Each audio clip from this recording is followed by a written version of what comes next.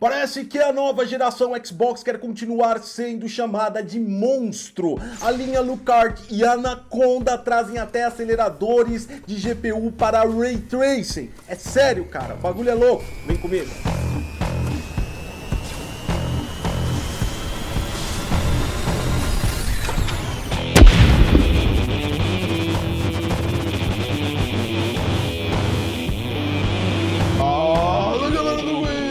Eu sou o Godcos, você tá no Detonando Wiki, o primeiro, maior e melhor canal de tecnologia para games de todo o YouTube. Na vinheta também é óbvio, é claro, é lógico, já ouviu falando que nós vamos tratar hoje dos recentes vazamentos sobre a linha Scarlet, que envolve Anaconda, Lucart e xCloud. Os vazamentos que ocorreram aí de ontem para hoje, trata-se de um relatório por manuscrito que iria ser impresso em uma mídia especializada, uma imprensa no setor de games, e parece que foi voltado atrás. A gente trouxe esse rumor e esse vazamento aqui porque ele é demasiadamente o mais coeso de todos. Isso porque ele trata especificamente os dev kits separados dos lançamentos finais e trazem informações bem detalhadas da engenharia eletrônica envolvida no novo console da Microsoft, aliás, no novo conjunto de consoles da Microsoft. Deixa o like, se inscreve no canal que você vai ver que a informação literalmente é monstro. Antes de mais nada, é óbvio, é claro, é lógico, dá aquela passadinha na GameCenterPaulista.com.br que tem aquele jogo de PlayStation, Xbox que você quer. Também tem consoles, periféricos e tudo mais. Utilizando o código DETONANDOWIKI, você tem 5% de desconto geral na loja, cara. Vale muito a pena, corre lá.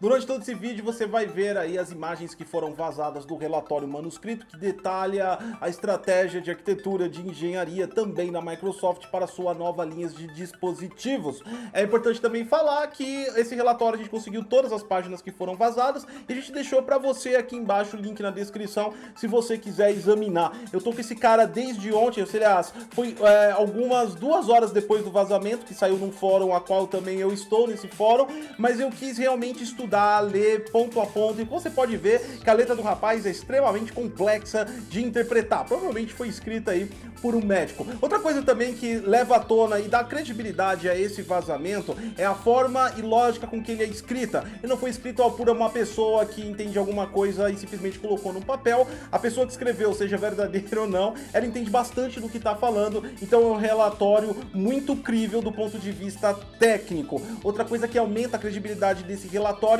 é em relação à coerência que ele faz sobre dev kit e também produto final. Algo que nós já havíamos falado em nossa live passada de Tirando Dúvidas, que a gente falou pra galera que o dev kit sempre vem a mais do que o console inicial, porque o desenvolvedor precisa de trabalhar em cima dele, de portar o jogo, e não é só o jogo que está lá, existem ferramentas específicas que o desenvolvedor utiliza para otimizar aquele game dentro da nova plataforma. Então os 48 GB de GDDR6 que houve o vazamento por parte aí de dev kits é uma coisa só para dev kit. Realmente não deve vir 48 GB de GDDR6 no console final, a não ser que alguém esteja disposto a pagar em torno de 15 mil reais para jogar aí na nova linha Xbox. E por essas e outras eu achei extremamente relevante detalhar esse relatório, mesmo porque ele tem algumas coisas bem impressionantes, como a customização de acelerador de GPU para Ray Tracing, que você vai ver daqui a pouco. Vamos falar primeiro das specs aí, você já está vendo o relatório na tela. Ele trata, como eu falei, diferencialmente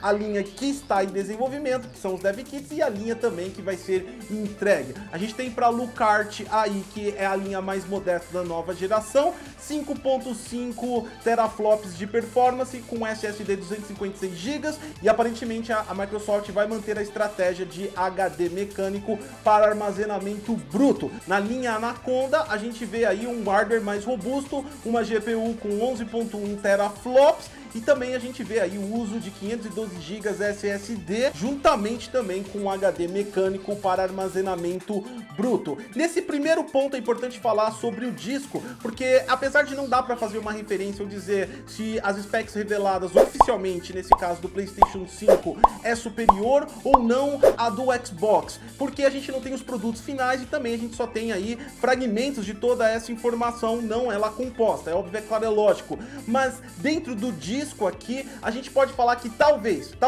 a solução do PS5 seja mais performática do que a do Xbox One, porque aparentemente ele utilizará um NVMe para controlar o seu software e deverá ter mais poder de armazenamento em SSD. Quando eu digo deverá, é porque a Sony também não especificou se vai ser totalmente no SSD que ela reformulou para o PS5 ou se ela vai também conter HD mecânico para o armazenamento de jogos. Dito isso, é importante a gente estabelecer que independente quem leve a melhor na parte do disco, uma coisa a gente pode verificar: a estratégia de SSD que nós havíamos falado, eu acho que desde o começo do ano, está sendo implementada justamente para sistema operacional e provavelmente um cache de utilização dos desenvolvedores. A gente sabe que não se pode armazenar tudo num SSD de 512 GB, é óbvio, é claro, é lógico, se for verdade essas informações do Anaconda. No entanto, também não foi dito se vai ter acesso, se nós teremos acesso a esse disco de 512 GB. Provavelmente, talvez a gente tenha acesso somente ao HD, a qual fará um cache, ou seja, no load inicial ele vai começar a fazer uma transferência de I/O para o SSD, e o jogo provavelmente rode pelo SSD, fazendo uma espécie de cache, e você tendo só um load inicial pesado e os demais do jogo completamente suave. Isso equilibraria o Anaconda à solução do PlayStation 5, ou talvez as duas soluções sejam iguais. Entenda que é difícil e impossível e seria bem idiota falar quem é melhor ou quem é pior nesse momento. Agora vamos para a cereja do bolo, que realmente precisa ser evidenciado, que é como a Microsoft customizou a parte de GPU.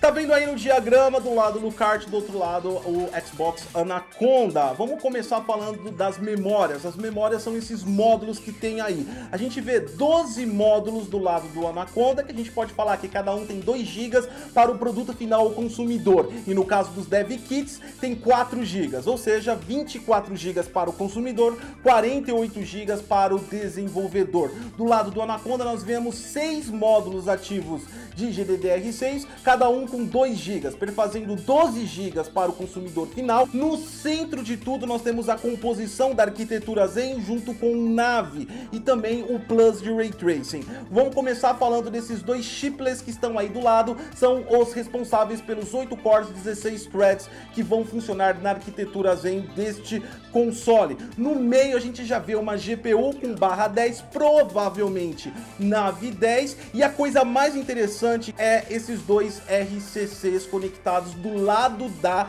GPU. No caso do Anaconda são 2 e no caso do Lucart apenas 1. Isso é um acelerador de GPU para Ray Tracing. RCC provavelmente é a sigla para Ray Custom Chip, ou seja, um chip customizado para Ray Tracing. Então o Xbox One Anaconda, que vem com 11.1 teraflops, junto com o acelerador de GPU, passa a ter 13.1 teraflops, e no caso do Lucart, que vem com 5.5, vem um acelerador, passa a ser 6.5 teraflops no uso contínuo. Mas ainda que a gente vê dentro desse composto aí do diagrama, é muito AMD, cara, muito mesmo. O layout de todo esse composto que vai formar o chip de GPU, CPU do console, lembra muito o layout da linha EPYC. A linha EPYC da AMD é a linha para servidores. Ela tem bastante cores, bastante threads, né? Isso é bem legal, bem bacana. É óbvio, é lógico que isso não é EPYC, mas a gente tá falando que lembra bastante o layout. Outra coisa que a gente pode falar, mesmo que não está nesse relatório,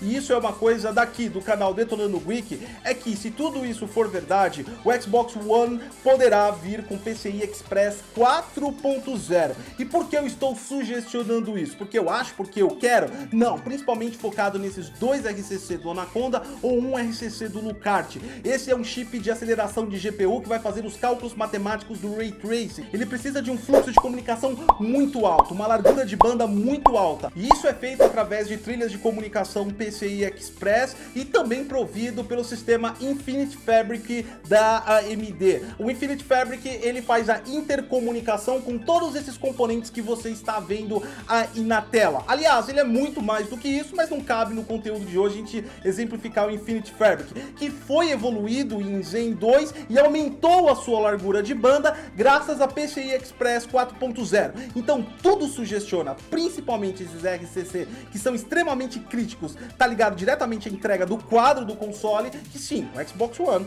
funcionará em PCI Express 4.0. Outro ponto de destaque interessante aí, que é a última folha desse relatório, é a maneira com que o desenvolvedor poderá trabalhar dentro deste equipamento. Ele poderá usar integralmente todos os cores e a potência máxima do dispositivo, ou intercalar entre usabilidades mais suaves, como básico, full extend, ou seja, como você está vendo aí na tela. Dessa forma, a gente sabe que o equipamento vai ter aí uma grande possibilidade de várias implementações que os desenvolvedores queiram fazer. Outro ponto de destaque, agora voltando para o RCC, é que se isso for utilizado além de Ray Tracing, ou seja, houver uma abertura de uso desse chip acelerador de GPU para outras funções dos jogos, nós teríamos um ganho de FPS muito grande dentro desse console. Talvez inicialmente ele deva vir travado, mas quem sabe no futuro ele possa ser aberto. A gente entende isso além como Ray Tracing, talvez uma potencial estratégia da Microsoft para amplificar o console no meio do caminho sem vender um novo equipamento, o que seria já demasiadamente importante, um aumento de performance no meio da jornada sem você desembolsar nenhum real. Interessante, né? É melhor que o PS5? É pior que o PS5? A gente não sabe ainda porque nós não sabemos a estratégia de Ray Tracing do PS5, mas que a gente pode falar que sim, que se isso for verdade, é funcional, é extremamente interessante e é 24 GB com Ray Tracing em um console, cara. Isso é muita coisa mesmo. Eu acho que essa próxima geração, definitivamente, sem sombra de dúvidas, não sabemos como jogos, mas será a melhor geração técnica que já existiu. Deixa seu like, se inscreve no canal, compartilha esse vídeo que você viu que ele é ultra mega power importante para toda a comunidade. Eu sou o Godcose e até a próxima.